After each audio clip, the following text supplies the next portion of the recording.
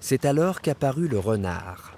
« Bonjour, dit le renard. « Bonjour, répondit poliment le petit prince qui se retourna mais ne vit rien. « Je suis là, dit la voix, sous le pommier. »« Qui es-tu » dit le petit prince. « Tu es bien joli. »« Je suis un renard, dit le renard. « Viens jouer avec moi, lui proposa le petit prince. « Je suis tellement triste. »« Je ne puis pas jouer avec toi, dit le renard. « Je ne suis pas apprivoisé. »« Ah, pardon, fit le petit prince.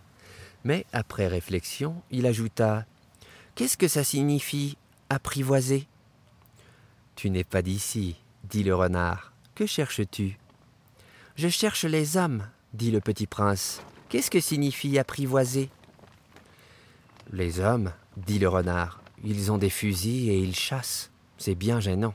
Ils élèvent aussi des poules, c'est leur seul intérêt. Tu cherches des poules ?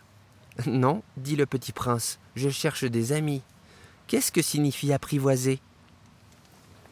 C'est une chose trop oubliée, dit le renard.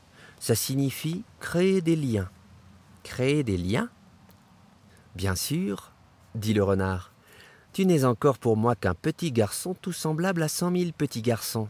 Et je n'ai pas besoin de toi. Et tu n'as pas besoin de moi non plus. Je ne suis pour toi qu'un renard semblable à 100 000 renards. Mais si tu m'apprivoises, nous aurons besoin l'un de l'autre. Tu seras pour moi unique au monde. Je serai pour toi unique au monde. Je commence à comprendre, dit le petit prince. Il y a une fleur. Je crois qu'elle m'a apprivoisé. C'est possible, dit le renard. On voit sur la terre toutes sortes de choses. Ah, ce n'est pas sur la terre, dit le petit prince. Le renard parut très intrigué. Sur une autre planète ? Oui. Il y a des chasseurs sur cette planète-là ? Non. Ça, c'est intéressant. Et des poules ? Non. Rien n'est parfait, soupira le renard.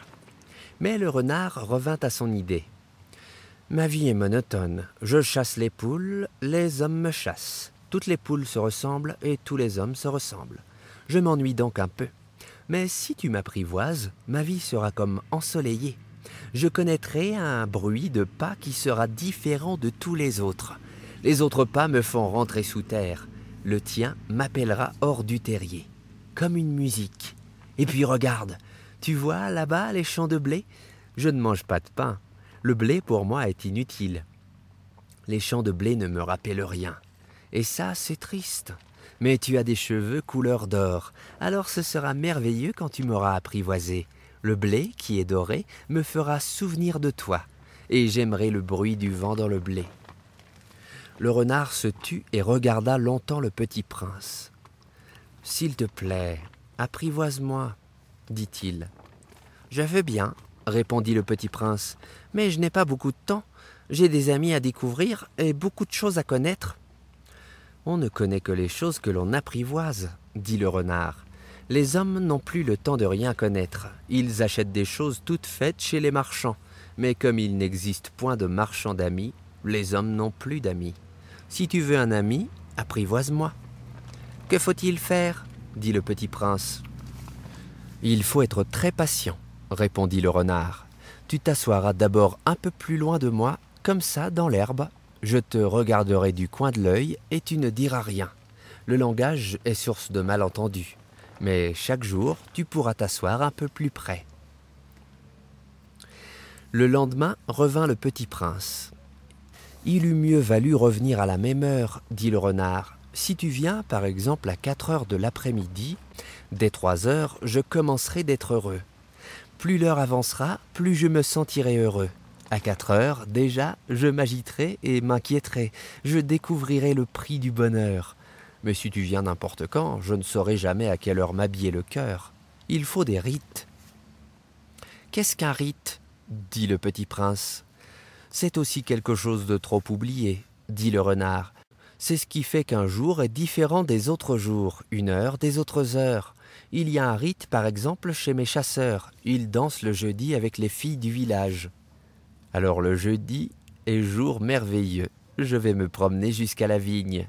Si les chasseurs dansaient n'importe quand, les jours se ressembleraient tous, et je n'aurais point de vacances. » Ainsi, le petit prince apprivoisa le renard, et quand l'heure du départ fut proche, « Ah, dit le renard, je pleurerai. »« C'est ta faute, dit le petit prince, je ne te souhaitais point de mal, mais tu as voulu que je t'apprivoise. »« Bien sûr, dit le renard. »« Mais tu vas pleurer, dit le petit prince. »« Bien sûr, dit le renard. »« Alors tu n'y gagnes rien. »« J'y gagne, dit le renard, à cause de la couleur du blé. » Puis il ajouta « Va revoir les roses, tu comprendras que la tienne est unique au monde. Tu reviendras me dire adieu, et je te ferai cadeau d'un secret. » Le petit prince s'en fut revoir les roses. « Vous n'êtes pas du tout semblable à ma rose, vous n'êtes rien encore, leur dit-il. Personne ne vous a apprivoisé et vous n'avez apprivoisé personne. Vous êtes comme était mon renard. Ce n'était qu'un renard semblable à 100 000 autres. Mais j'en ai fait mon ami et il est maintenant unique au monde. » Et les roses étaient bien gênées. « Vous êtes belles, mais vous êtes vides, leur dit-il encore. On ne peut pas mourir pour vous. Bien sûr, ma rose à moi, un passant ordinaire croirait qu'elle vous ressemble, mais à elle seule, elle est plus importante que vous toutes, puisque c'est elle que j'ai arrosée, puisque c'est elle que j'ai mise sous globe, puisque c'est elle que j'ai abritée par le paravent, puisque c'est elle dont j'ai tué les chenilles, sauf les 2 ou 3 pour les papillons, puisque c'est elle que j'ai écouté se plaindre ou se vanter, ou même quelquefois se taire, puisque c'est ma rose. » Et il revint vers le renard. « Adieu, dit-il. »« Adieu, dit le renard. Voici mon secret. Il est très simple. On ne voit bien qu'avec le cœur. L'essentiel est invisible pour les yeux. »« L'essentiel est invisible pour les yeux ?» répéta le petit prince afin de se souvenir. « C'est le temps que tu as perdu pour ta rose qui fait ta rose si importante. »« C'est le temps que j'ai perdu pour ma rose, » fit le petit prince afin de se souvenir. « Les hommes ont oublié cette vérité, » dit le renard, « mais tu ne dois pas l'oublier. Tu deviens responsable pour toujours de ce que tu as apprivoisé. Tu es responsable de ta rose. »« Je suis responsable de ma rose, » répéta le petit prince afin de se souvenir.